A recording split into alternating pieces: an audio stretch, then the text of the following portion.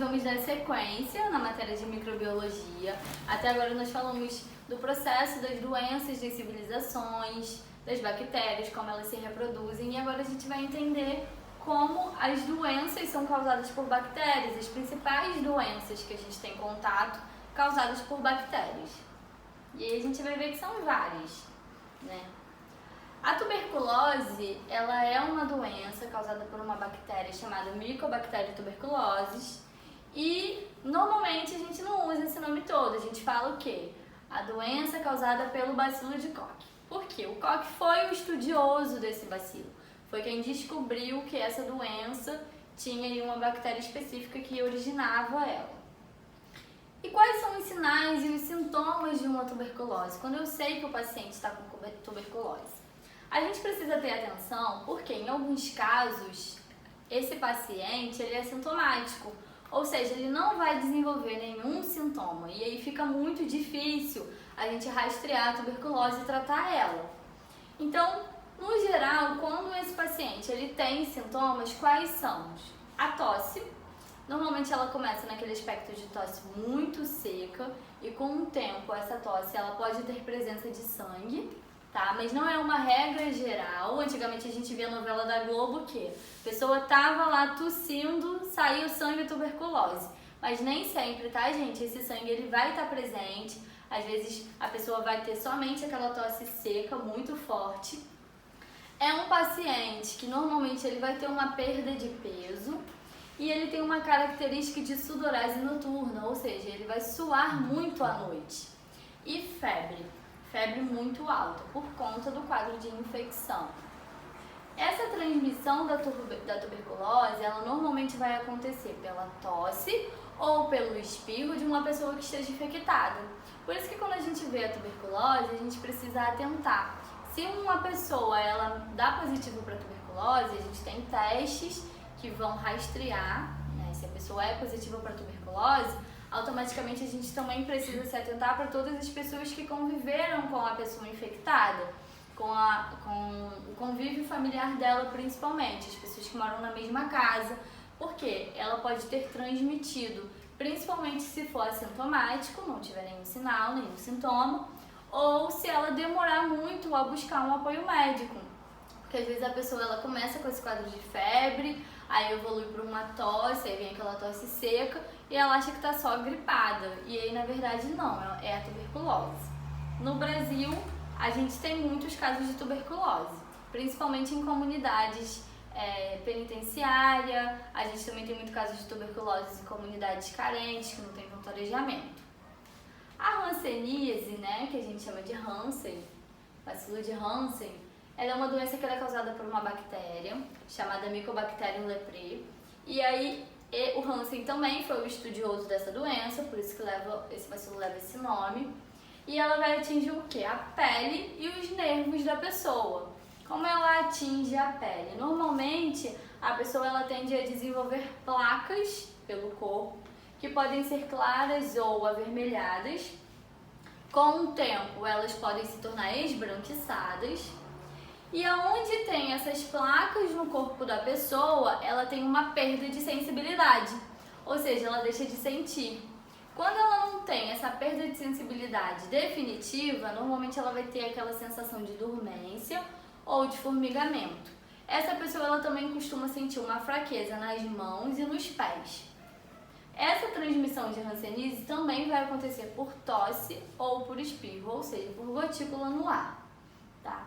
A hanseníase ela também é uma doença que acomete uma grande população. No Brasil a gente tem uma atenção especial à tuberculose e hanseníase. Nos postos de saúde, esse acompanhamento, esse rastreamento é feito nos postos de saúde. E aí a pessoa ela precisa se atentar, porque essas manchas elas não vão começar com placas enormes, elas começam bem pequenininhas e aí às vezes a gente não dá a devida atenção. Mas com o tempo elas vão começar a se espalhar como se fosse uma dermatite de contato, mas na verdade a gente vai vendo que tem essa alteração de sensibilidade e aí a gente busca o apoio médico para poder fazer o rastreamento. Também existem testes específicos para detectar hanseníase. A cólera, ela é uma doença que no Brasil ela já não é tão comum, mas em alguns lugares como a África ela tem alta incidência. Ela é causada por um vibrião colérico, ou seja, o Vibrio cholerae, e essa bactéria ela vai se desenvolver aonde? No intestino humano. Então lá no intestino ela acha um meio ideal para ela se reproduzir e gerar a doença. Normalmente essa bactéria ela vai liberar uma toxina e essa toxina ela é nociva para o ser humano, ou seja, ela vai gerar a doença, né, que é a cólera. Então quais são os sinais e sintomas? Normalmente a cólera ela começa com aquela característica de uma infecção intestinal. Então a pessoa está com uma infecção intestinal. Só que não é uma leve infecção intestinal, é uma infecção intestinal muito grave. E aí essa pessoa ela começa a fazer um quadro agudo de diarreia. São muitos episódios diarreicos, então ela passa a ter uma diarreia grave. Quando ela tem essa diarreia grave, ela vai evacuar tanto, que ela vai perder tanto líquido para o meio, que ela entra num quadro de desidratação. E aí ela pode vir até a morrer, né, por diarreia. E quando a gente fala de cólera e fala desse quadro de infecção intestinal, de diarreia, a gente pensa assim, não é possível que em pleno ano de 2020 pessoas ainda morram por diarreia. Mas sim, é possível, principalmente aquelas pessoas que não têm acesso à saúde, né, em zonas muito remotas. Então elas começam a fazer esse episódio diarreico que gera esse quadro de desidratação e pode levar assim à morte. Como a cólera é transmitida? Ela vai ser transmitida pela água ou por um alimento contaminado, tá? Então, por exemplo, no Haiti, em 2017, a gente teve 30 mil mortes por cólera, ou seja, é muita gente. Eu tenho 30 mil pessoas que morreram por diarreia. E mais de 700 mil pessoas, elas se contaminaram, elas ficaram doentes. Então é uma estatística muito grande.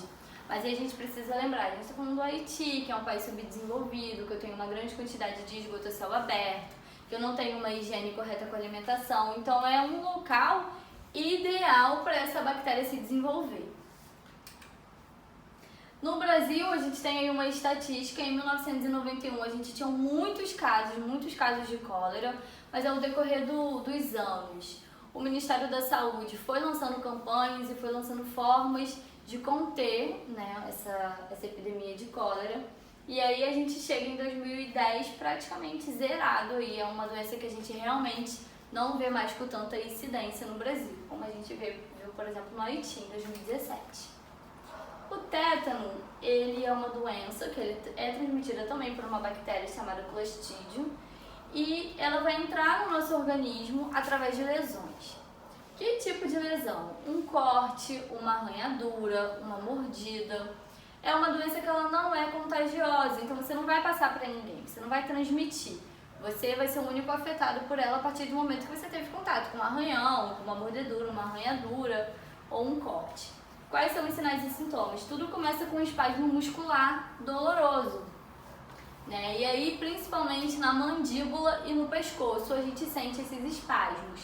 A pessoa ela pode ter uma alteração respiratória, então ela tende a sentir aí uma falta de ar, né? E ela pode vir à morte. Quais são os sinais e sintomas muito comuns? A febre, né? Porque vai estar fazendo um quadro de infecção. A gente tem uma pressão alta e uma sudorese excessiva, então vai suar muito. O tétano ele é prevenido. De que forma se previne tétano? Através de vacinação. Então a gente tem vacinas específicas, que é DTP e EDT, que são ofertadas gratuitamente pelo SUS e aí a gente consegue prevenir. É uma vacina que a gente toma a cada 10 anos porque ela tem um tempo de validade. Então se você não está com a vacina em dia, você já pode correr no posto de saúde e tomar. Tá? E aí, como essa vacina ela é dada? Quando a gente tem um bebezinho, ele vai tomar ela junto com a pentavalente, nos 2, 4 e 6 meses de vida. Depois, em 15 meses e 4 anos, ela faz um reforço. E no adulto, a cada 10 anos, a gente tem que estar renovando essa dose de DT e DTP. A difteria também é causada pela bactéria, Corynebacterium diphtheriae. E aí ela vai ser uma infecção muito grave que vai acometer o quê? O nariz e a garganta. E aí a gente tem uma massa cinzenta que vai cobrir essa garganta e vai dificultar o que é a respiração. A gente não vai conseguir respirar direito. O que a pessoa começa a sentir? Se ela comete Nariz e garganta, normalmente ela vai sentir muita dor de garganta. Aí ela tem a febre, que também é devido ao quadro de infecção. E aí esses glândulos linfáticos, eles ficam inchados e a pessoa se sente fraca. Ela vai ser transmitida por contato direto com uma pessoa que seja contaminada. Então pode ser por tosse e espirro, pode ser por saliva, por beijo, por bebida compartilhada. E como a gente também vai prevenir ela? Através da vacinação, que é a DTP. Então a gente tem aqui, ó, um indivíduo saudável e um indivíduo com difteria. A gente vê que tem uma inflamação característica de garganta.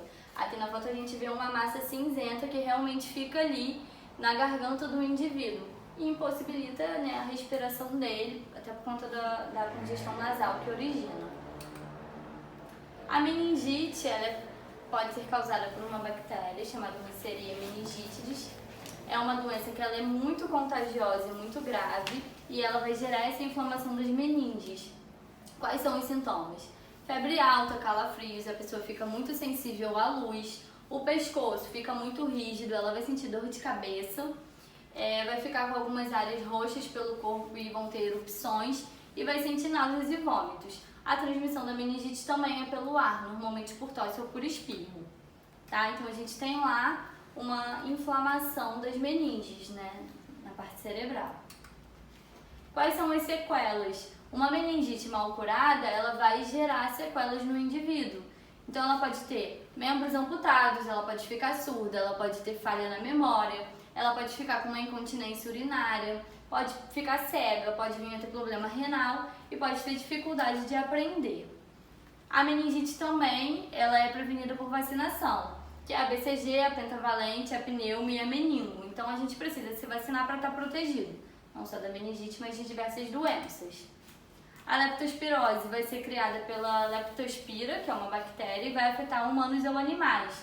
Normalmente vai ter febre alta, dor de cabeça, sangramento, dor muscular, calafrio, vômito, os olhos ficam muito vermelhos e a transmissão ela vai se dar por uma infecção direta ou indireta com a urina de um animal infectado. Normalmente é o rato que é o transmissor da leptospirose. Então é uma doença muito comum em épocas de enchentes. Tá? E aqui a gente tem quando o Cabo Frio inundou e aí a gente tem um aumento de leptospirose. Coqueluche também é causado por uma bactéria chamada Haemophilus pertussis. É muito comum na infância e vai cometer mais bebês. Então é quando a gente tem infecção do trato respiratório, uma doença que ela é contagiosa, ela vai passar. Normalmente a pessoa fica com aquela tosse que parece um grito, tem muita congestão nasal, muita coriza, muito espirro. A transmissão é por ar e por saliva e ela também vai ser prevenida através da vacina do DTP. Tá? Então aí a criança ela fica como se fosse muito gripada, mas é um esforço respiratório muito grande. A sífilis, que é uma doença, né, que a gente ouve muito falar, porque tem uma alta incidência, vai ser transmitida pela bactéria Treponema pallidum, e aí ela tem os 3 estágios da doença, que é a primária, a secundária e a terciária. Os sinais, eles são característicos na fase primária e secundária, e aí depois, né, a gente tem uma fase de dormência da doença, ela fica adormecida por um período e aí retorna já numa fase muito mais fetal. Então a gente tem na primeira fase a ferida, que ela aparece por cerca de 3 a 90 dias depois da exposição ao vírus. Aí essa ferida vai ficar lá, é uma ferida que normalmente ela é indolor e tudo mais, então a pessoa não dá muita atenção. Na segunda fase da doença, a gente já vai ter de 4 a 10 semanas infecções, que podem aparecer as manchas pelo corpo, e aí ela adormece, some todos esses sinais, esses sintomas, e depois de 3 a 15 anos vem a fase final, que na fase final a gente já vai ter os órgãos sendo afetados, tá? Como é feita a transmissão? Normalmente essa transmissão é feita por produto sanguíneo, ou seja, uma agulha contaminada ou um sangue contaminado. Pode ser congênita, a mãe passa para o filho. Pode ser por sexo, seja vaginal, oral, anal, sem preservativo. Como a gente se previne? Principalmente o uso da camisinha, do preservativo sexual. A gonorreia também é causada por uma bactéria chamada Neisseria gonorrhea e é uma doença que ela é infecto-contagiosa, ela é transmissível. Normalmente a gente tem na uretra do homem, né, ou da mulher, pela vagina da mulher, a gente tem a eliminação de uma secreção muito purulenta, que é o famoso corrimento. E aí a gente também tem a presença de coceira, né, prurido, e muita ardência ao fazer xixi, ao urinar. Essa transmissão da gonorreia, ela pode acontecer por sexo, seja vaginal, seja oral, seja anal, sem preservativo, ou de uma mãe para o filho. Uma mãe contaminada passa para o filho. E aí a gente tem essas presenças. A gonorreia, ela pode ser, né, da parte de genitália, mas ela também pode estar presente na parte oral, que é o caso de um sexo oral e tudo mais com uma pessoa contaminada. Eu trouxe aqui um caso de bactéria, porque a gente precisa entender que as bactérias, elas estão presentes no nosso dia a dia. Há pouco tempo houve um surto de uma bactéria desconhecida que estava deformando os corpos de presidiários em Roraima. E aí, literalmente, ela estava gerando uma morte celular e é como se as pessoas estivessem apodrecendo. Então, é uma bactéria que ela ainda é desconhecida, mas que é importante a gente usar a microbiologia para entender como funciona essa bactéria e conseguir prevenir. Então, basicamente, a bactéria ela vai agir dessa forma sobre as doenças.